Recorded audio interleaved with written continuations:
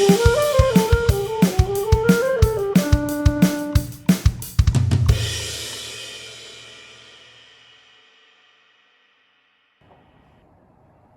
is Solarman. Today I'm going to talk about one of my awesome inventions, the Solarman Rocket, a cheaper and better way than SpaceX.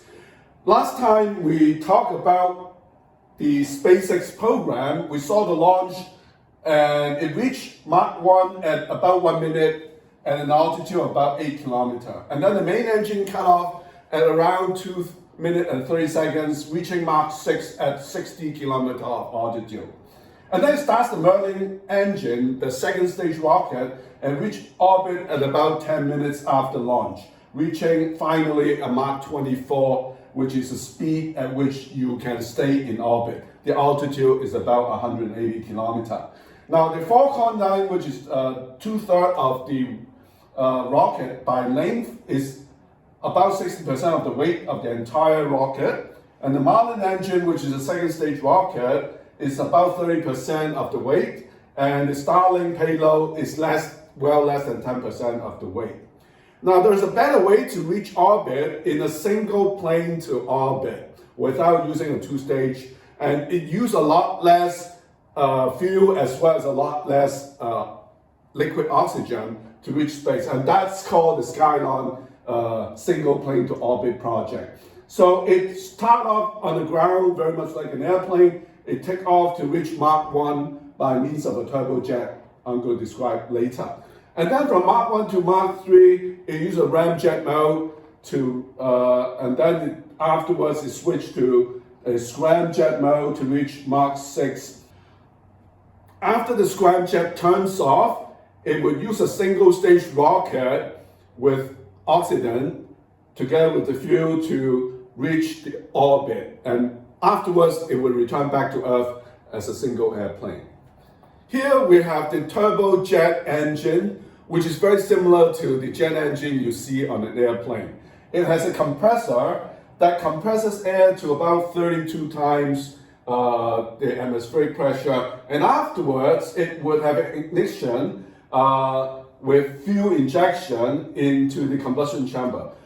The air will expand tremendously after combustion. It will drive a turbine turning the compressor in the front, but most of the energy will be expelled as hot gas to propel the airplane.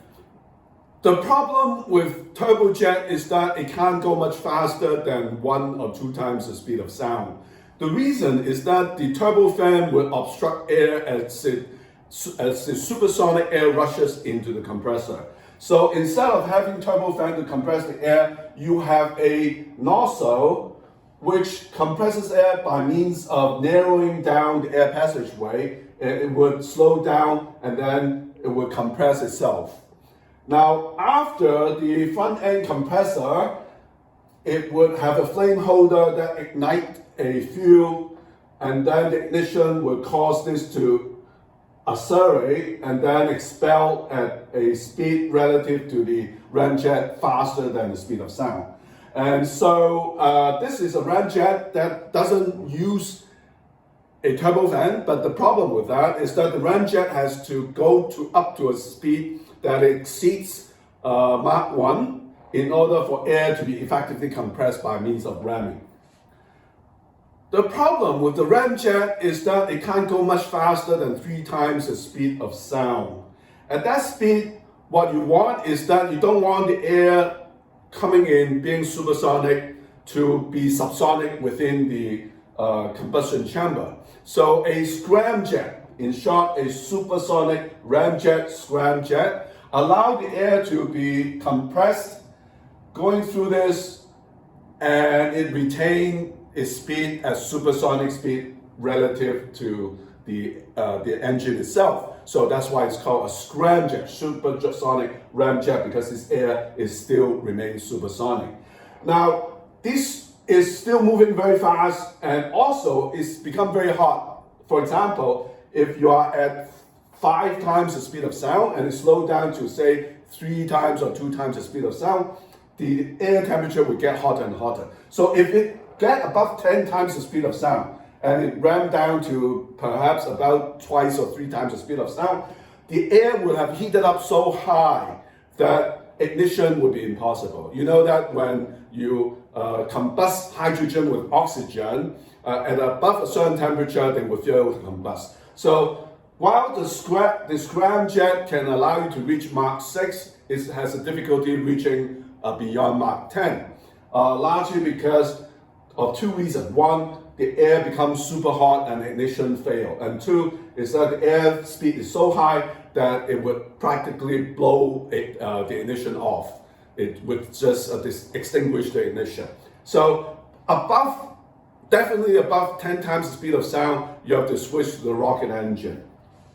Now, I'm going to describe to you a little bit about the rocket engine.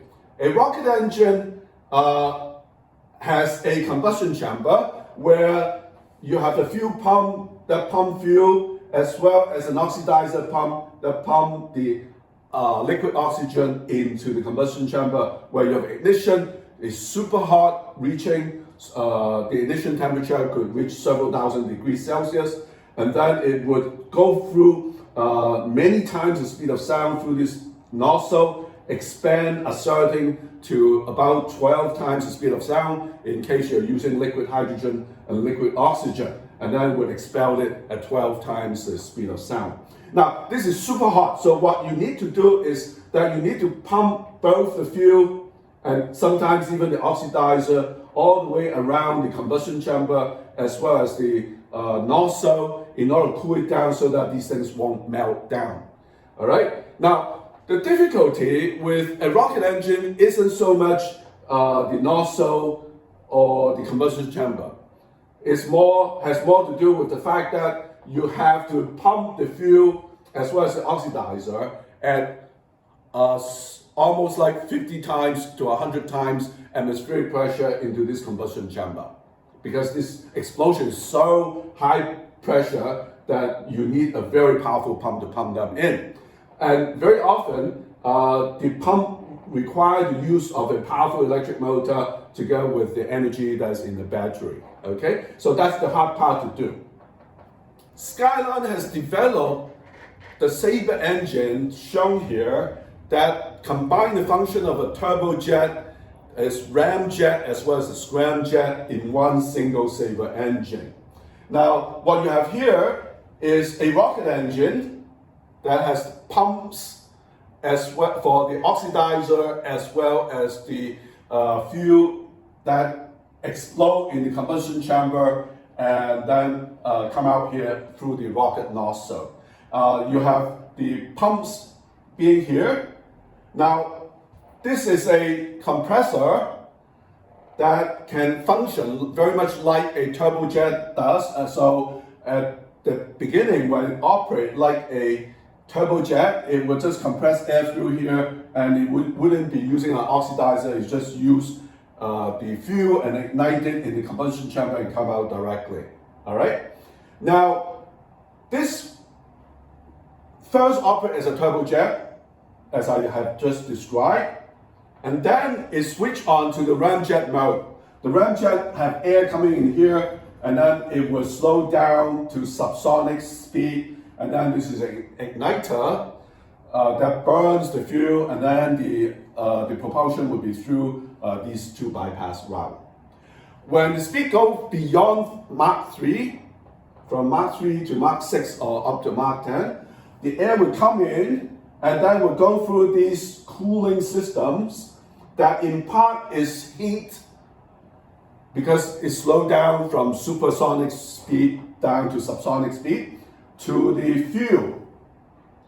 And the fuel will come in here, and then because of very high altitude, it will still need to compress the air down to a higher pressure in order to go through the compressor again and then make a combustion. So this part is the turbojet, this part is the ramjet, and this part is the scramjet, and this part is the rocket engine, as described earlier.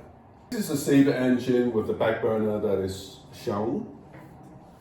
This is the rocket nozzle. This is the pump system. This is the compressor system. And this is the input nozzle that is closing off now. It's going to show you again how this works. This engine nozzle, the injector of fuels and oxidizer, the compressor and the pumps for both the oxidizer, and then you have a compressor intake. The intake cone is open, so air comes in here, and then it goes to the bypass burner to burn. And when it reaches supersonic speed beyond Mach 5, this nose cone will close off, and it will not be operating as a scramjet, as a ramjet, and it would close off the front cone, as you can see here. So the air would be compressed further down, and it would reach orbit in a single airplane. So at the beginning, it only used the fuel, and later when the rocket nozzle closed off, it would use both the oxidizer in blue as well as the fuel in red, and this would operate very much like a rocket engine. I've designed the Solarman Turboramjet here in this picture. That resembles the Saber engine that can operate in both a turbojet mode, in a ramjet mode, as well as a scramjet mode. In the turbojet mode, this has a compressor, a combustion chamber, and a turbine that turns the compressor, and the exhaust goes out here to propel the turbojet. When it goes supersonic, air would ram in through here, and then it would converges on this afterburner, and then it will combust to drive it to speed that is beyond Mach 2 to Mach 3 or 4. Now, when this has gone to Mach 4, air will ram in here, and that air needs to be cooled down. And it's cooled down by this huge chamber that contains liquid methane at a temperature around minus 100 degrees Celsius, and also a pressure approaching 100 atmosphere pressure. It remains both a liquid and a gas. So as it cools down, it enters into this chamber, and there are cooling tubes that allow this temperature to drop to about 500 degrees Celsius, and also it will enter into this area and then being compressed by this compressor. At an altitude above 20 kilometers, air is so thin that it needs to be compressed again, and then it will combust and go out through here. Now, this is the entire Solarman rocket that I've designed. It has 3 boosters that functions as a turbojet, as a ramjet, as well as a scramjet. And it carries its own fuel, such as jet kerosene, or better, we use liquid methane gas. And then the booster will carry the entire assembly to about 50 kilometers in altitude, as well as up to a speed of at least Mach 6. Afterwards, these boosters will fall back to Earth and will be able to be reused again. Left then is the central rocket together with a rocket engine.